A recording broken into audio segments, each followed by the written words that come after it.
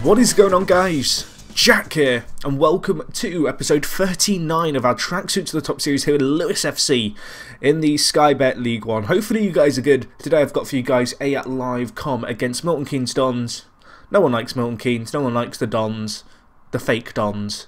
So I'm hoping we can give them a real roasting today. If you do like them, you're probably from Milton Keynes, in which case I don't hate you. It's okay. Anyway, let's get started. Let's have a look at our fixtures since the last episode, which was against Norwich. As you can see, since then we've kind of bounced back. We've got 3 wins in the league in 4 games. We also won our FA Cup first round tie against Coventry, and we also won in the Johnson's Paint Trophy quarter-final South, which is the equivalent of the round before the quarter-final, because of how you have a North and South final and then they merge for the final. But we've got that. So anyway, looking at the league results, we kicked things off, bouncing back from the Norwich game with a 5-1 win against Chesterfield. This is a Chesterfield team that, since I pounded, have acquired a new manager. If we just take a look here, Zinedine Zidane. Yeah, Zidane is in Chesterfield. Watch out, boys. But we did beat them 5-1, so that was a good result. We then beat Notts County 2-1. Not as convincing as I'd like, but the scoreline kind of makes it sound a lot closer than in reality it really was. Really good team performance, this one, in terms of particularly by our guys in the final third, Sinclair and Samuel getting a goal each. You know, that's what I've come to expect from them now, I guess. We then beat Coventry 1-0. Alex Samuel getting the goal there. Coventry are in our division, so that was a good win. As I mentioned, we did beat Watford, and we beat them quite convincingly, 4-2. We actually had a player sent off as well in the 56th minute, but we didn't let that kind of hold us back too much. And as you can see here, Sweeney was sent off, straight red. Pretty disappointing for him, because that's not the first time he's been sent off. You can see, looking at the goal scorer, Samuel with 3, Adam Armstrong with 1. Adam Armstrong has had a little bit of a run in the first team recently, because we have had an injury to Sinclair. He twisted his knees, been out for the last 2 to 3 weeks. Unfortunately, he is away for this game too. Anyway, the only defeat to come in this run of results was against Colchester. As you can see here, Jerome Sinclair actually played this game, so I think it was just after this game that he took the knock. Actually, it was during this game, the 40th minute he came off. And unfortunately, we lost as a result. I don't want to say that was the reasoning, but you can see when he went off, he was the best player on the pitch for us, and it definitely hurt us. Anyway, the last result of this run of fixtures was against Stevenage, and it was a 2-0 win. A 2-0 win that was an odd one, really, because we had 2 players sent off, which is not the norm, I guess you could say, for us. You know, you'd expect us to be slightly better disciplined than this, and also Sweeney getting sent off for the second time in 3 or 4 games was particularly disappointing. As you can see, Borthwick Jackson did get man of the match, so I guess there's that. You know, he performed well. We actually subbed him off because he was looking rather worse for wear, and I needed to get fresh legs in the midfield. But nevertheless, we rode the storm. We kept a clean sheet with only 9 men for the last 1 minute, I guess, and 10 men for the last 20 minutes, and it was a good result. So anyway, where those results see us lie is as follows. We are currently in 3rd place. As you can see, Sheffield United and Peterborough are still the 2 teams above us. They're above us quite comfortably by 3 points. We do have the better goal difference though, so if we could get a win, that would be fantastic against either of those teams, and perhaps they slip up. Today we've got the game against MK Dons. If we lose this, we could slip down to 4th. But as you can see, there's quite a big cushion between ourselves and the team in 7th, Barnet. So I'm fairly optimistic of our chances. If we look at the transfers, I don't think we've brought anyone in, but I feel inclined to check. We haven't, not since the last episode. I am in the process of trying to get Nitcham, perhaps permanently. You can see here, he feels pressured by the clubs interested in him, because Charlton and QPR are interested. I've made an inquiry to see how much City would want for him. I have a feeling they're going to come back and tell me they want millions, which unfortunately isn't going to work. So that's that. Off the pitch, well, not off the pitch, I guess it's on the pitch still technically, but what's happened off the pitch is all our players are injured or suspended for today's game. You can see here Craig Mullen's out with an injury, our goalkeeper. Sweeney's obviously suspended from that yellow card, the second yellow card that he got in the previous game that I mentioned. Judgeon's also out because he got sent off. Jerome Sinclair is injured at the moment. He's back fairly soon though, so there's that, 8 to 12 days. And Sheyi Ojo's out with fractured ribs for 3 to 4 weeks. As a result, our kind of team looks perhaps a little bit weaker than it normally would. We have still got some very good players here, but particularly defensively, obviously we're moving in Josh Smith, who's kind of been here in case of emergencies. as a kind of crappy backup goalkeeper. He actually has to play today. Other than that, 2 players who are going to come into the side who have played for us. Now, Keown isn't necessarily a bad player. You can see he'd be a good player for most League One sides, so he's okay. And we also have Isaac Hayden, who's going to be playing at centre-back for us. Not the best player, but needs must. He's not a bad player by any means, and I'm quite hopeful that he'll be able to step up to the occasion today. But anyway, let's get into today's game against MK Dons. It is a big one. Hopefully we can do some work here. Next episode will be the Peterborough Johnson's Paint Trophy game, I think, because that's going to be a fairly big one because they're one of the top teams, I guess, in our division. But anyway, let's get into this game. Let's focus on the here and now. So with the injuries, you can see we've got a slightly weaker team, although it's still a very strong team, particularly in the midfield and final third. We've got some real strength in depth in those positions. It's kind of been a common trend amongst this save, is the fact that we've perhaps not had the strength at the back in depth that we've had elsewhere on the pitch. I've always had a fairly consistent back four, whereas you think about perhaps previous years, we've always had more than capable backups, particularly in midfield, to bring on, and that's kind of a trend that's been kept here. Obviously, we have plenty of players: Shea Ojo, Gnor, Nitchin, Stewart. There's loads of players, Thompson. These are all midfielders more than capable of playing for us and really stepping up to the occasion. But we'll see how we get on. Still 0-0. MK Dons, however, on the attack. This is a huge game and we've just been chipped. We have just been chipped. Our crappy goalkeeper could really be the ruining of us here. The goalkeeper we signed from Brighton, I want to say, for like pennies. He's caught somewhat out of position. I do feel sorry for him, but at the same time, it's a great finish, but I don't think he had a need to come off his line. But they've got a set piece now, and they've made it 2. Oh dear. Oh dear, this is not what we wanted in this huge game.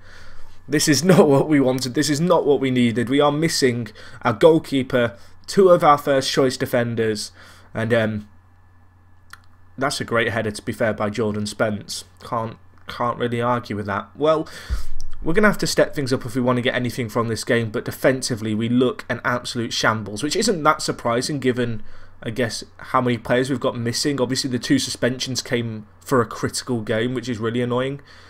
And also the injuries we've had in the midfield and to our goalkeeper Mullen. Mullen isn't out for too long in goal, thankfully, but have hurt us. But Armstrong with a lifeline. Thank you, Adam Armstrong. Great finish to take it around the keeper. That was really cheeky. Just route 1 football. But I'm not going to complain. He uses his pace. He uses his ability on the ball. He uses his composure just to take it around the keeper. Find a better angle for him to squeeze in the shot. And get the goal. So we'll see if we can use that momentum perhaps to get back into this game. I'm still very paranoid about us at the back. I've got to be completely honest. I'm not convinced that we're going to be up to the task here. And well, when you give them a penalty, you're never going to be up to the task. Borthwick Jackson, one of our actual starting centre-backs, giving that away there. That is absolutely shocking by him. Oh dear. Oh dear. Now MK Dons have a chance to make it 3, and of course they make it 3. In fact, no, that makes it 2. No, it does make it 3. The game was just slow updating. It lied to me. It gave me false hope that a goal had been disallowed that I hadn't noticed. That simply wasn't the case, however. Oh boy. Oh boy, this is looking bad. This is looking like it could turn into a bit of a pasting if we're not lucky. I mean, actually, to be fair, MK Dons have taken all the chances that have come their way, but with our goalkeeper and us giving away penalties, that's going to be expected. And Armstrong misses a chance there. He was offside, however, so let off the hook a little bit there, I guess, for that miss, or as I would have been angry and I would have shouted at him lots and lots. Armstrong, though, chance. Options in the middle. Options that can't be found, and now they're going to play on the counter. Can Hayden? Right, Hayden, you are garbage. You've been booked. You've just given them an assist. That should go down as an assist for the defender in my eyes. That is horrific defending. Horrific. Well, if there's anywhere I strengthen in January in the next month, I think it might be at the back, because watching that happen. I mean, the keeper perhaps has to take some blame because he didn't even try and meet the ball, but between them, they're both rather incompetent and they're costing us here. Samuel Armstrong hits the post. I'll tell you what, we've had some chances to keep in this game, but we've not taken them. Can we make anything from the corner? Back post? No, we can't. It's not looking good, is it, boys? It's not looking good. We got roasted in our last game against Norwich. Today we're missing 5 first-team players. We're playing with a bit of a makeshift defence. And I guess my defensive neglect is coming back to haunt me as it's 5-1 before half-time. Oh boy, right, you know what? It's not often I do this, but I'm actually going to make some subs in defence. It's been that awful. Maleba, you can come on. You've done a job for me in the past. Borthwick Jackson's having a horrific game. You know what? I'm changing both my centre-backs.